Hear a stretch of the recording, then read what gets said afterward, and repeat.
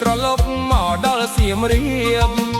ថាបងដើរពេញស្រុកធ្លាក់ត្រឡប់មកដល់សៀមរាបលើសំឡេងអូនហៅធ្វើឲ្យបងបាត់ចិត្តស្រឡាញ់ភ្លាម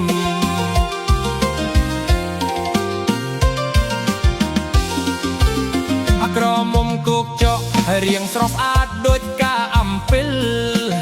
អូនញញឹមស្រាលស្រាលបងកោះចិត្តអស់ទាំងសន្លប់បលឺសំលេងហៅបងឲ្យដើរចូលចិត្ត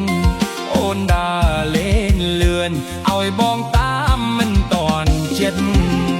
ក្រមុំគោកចកអូនស្អាតពេកណាមកឃើញម្ដងក៏គ្រាន់ដឹងថាចិត្តបងចាក់ល្ខន់ទៅលើអូនហើយលើអូនហើយអូនមួយគុណក្រមុំគោកចកឲ្យបងតាមម្ដងដើរតាមរូបស្រស់អូនតងតងអូនញញឹមម្ដងគឺបងចេះហើយស្រឡាញ់អូនហើយមិនអាចទ្រាំទេ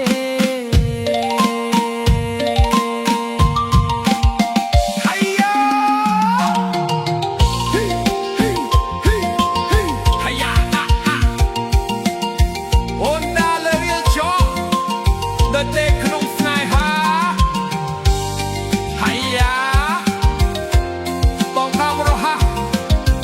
ដើម្បីមិនឲ្យឆ្ងាយពីអូន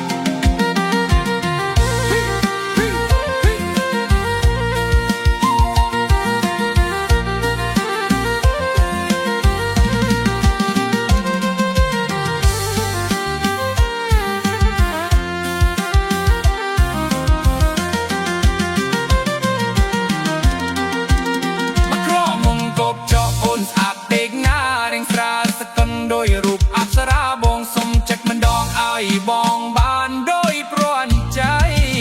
ស្រឡាញ់អូនរហូតមិនបាយពីគ្នាទេ